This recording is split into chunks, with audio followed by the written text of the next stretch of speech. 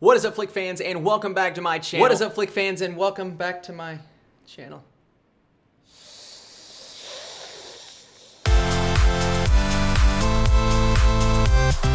What is up, Flick fans, and welcome back to my channel. I just watched the brand new Netflix movie, Cam. Not James Cameron or Cam Newton, I could do this all day, but I was originally going to do my review of Narcos Mexico and put that out tonight, but I figured I'd give people a few more hours just to finish it up since it's, 10 hours long, and I watched this movie, Cam. I really want to talk about it. There's a lot of things to talk about, a film that I went in very hesitant for. I came out, well, let's just say there's more to talk about than I thought there was going to be. If you guys don't know how my reviews work, I like to talk about the good, the bad, and then give you my score. I have watched 5 movie/TV shows today and put out 4 videos on this channel with one coming out tomorrow.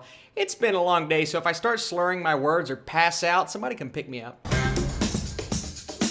So Alice, an ambitious cam girl, wakes up one day to discover that she's been replaced on her show with an exact replica of herself. And the main actress in here is Madeline Brewer, and I knew I recognized her from something. I'm like, I can't put a finger on it, so I looked it up, and sure enough, The Handmaid's Tale. She was great in The Handmaid's Tale, and she is actually great in this film. When the movie starts out, if you guys don't know what it's about, I said the words cam girl. We're talking about like pornography here, okay? That is what this movie covers. So if you're squeamish about these kinds of things, I would recommend you not watch this movie because it goes all out. It shows everything. It dives into the life of basically a cam girl, and it shows everything. It seems like it's pretty accurate, and there are a lot of people involved with this, way more people than I ever thought there was, and she is really just trying to be the best. She is trying to get into the top 50 of the cam girls and be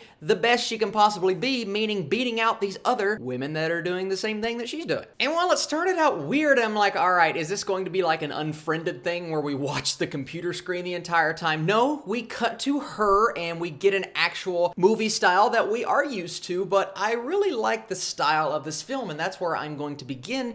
It's just different. It covers a different topic. It digs into lives that we have never really been able to dig into before.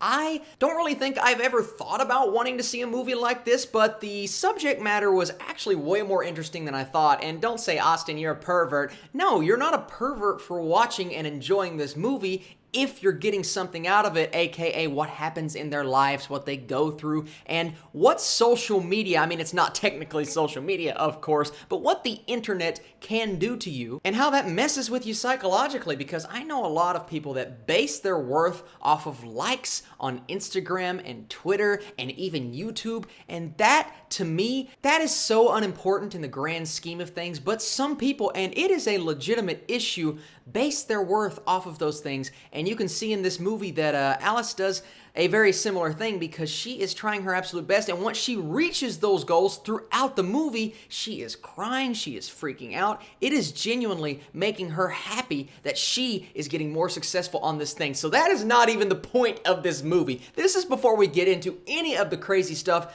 I just found that aspect of it very interesting. Austin, you're digging too deep in a movie about porn. Well, I don't think that's what it was about. I think it was about those deep things and the themes and things that I didn't expect going in, but I genuinely got more out of it than I anticipated. It's kind of like American Vandal Season 2 when they dug into those actual issues with social media.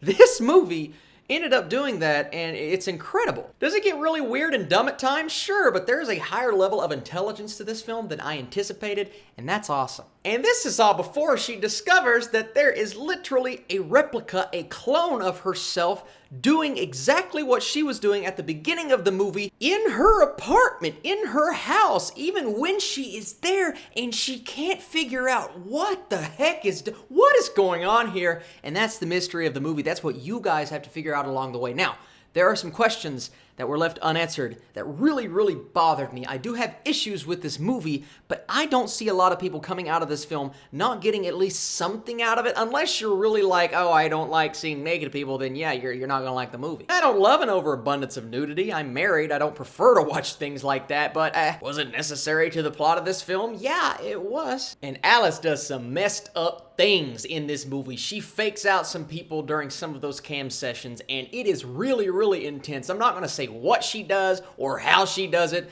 but you'll see it at the beginning of the movie. There's something that happens and you're like, oh, I was cringing. And the replica thing is intense, man. I mean, you don't know what is happening. She is freaking out. Nobody is really seeming to be that concerned. I mean, people are like, oh man, that's weird. That's you, but you're not you, so what's going on? But nobody's I would be freaking out. If I saw a clone of my best friend, I'd be like, why are there two of you? Let's call the cops. And then the cops come in this movie. They don't do anything. Nobody really does anything. And I think that's because nobody really takes her seriously. There are some people in her family that find out about this, and they're just like, And I feel like that's an accurate response. I feel like that's how people would respond in real life. This movie was it was more realistic than I expected it to be, other than the fact that there's this freaky thing going on in the background. And that freaky thing going on just added another element to this movie, an element that I wasn't anticipating to be really cool, but it was really cool. On top of this movie, that was really cool. Now, my big issues come more towards the end, when things are just not explained. And I'm not saying the movie has to spell this out for me. I have said this before in reviews. If you guys have ever seen my reviews, I don't like when things are spelled out for you. But I wanted some more of my questions answered. I wanted to walk out of that movie saying, wow, that caused that, and that's the reason that happened, along with those incredible themes that were explored more in the beginning of the film. But I didn't get everything that I wanted at the end, and it did end up getting really, really crazy. More crazy than I wanted it to be. And like I said, characters just don't seem to be that concerned about things, and there are some characters in there that are just really, really mean. And I know people are mean in real life, but there is this one girl who just every time she walks up to her, she snarls like, Are people really that mean? I mean, maybe I'm giving people too much credit, but ugh. But overall, it's not subject matter that I thought I would be super interested in, but they provided me an engaging story, something that was a very entertaining watch because you're trying to figure out what's going to happen next, and the end was actually quite entertaining, and that is why I am going to give Cam a 73%, a solid Netflix movie. You guys, please go check this film out. Just like Overlord did in a completely different way, it mixes the genres of horror and mystery and thriller, and provides a really fun Netflix film. This is another one that may end up in my top 10 Netflix movies of the year. Who knew? So thank you guys so much for watching this video. Please leave your comments on this film in the comments section below. Like this video if you think I should do more Netflix reviews, and if you are excited to see my Narcos Mexico series review. That thing is filmed, it's in the books, it's edited, ready to go, and that will be dropping tomorrow, Saturday, around noon Eastern time.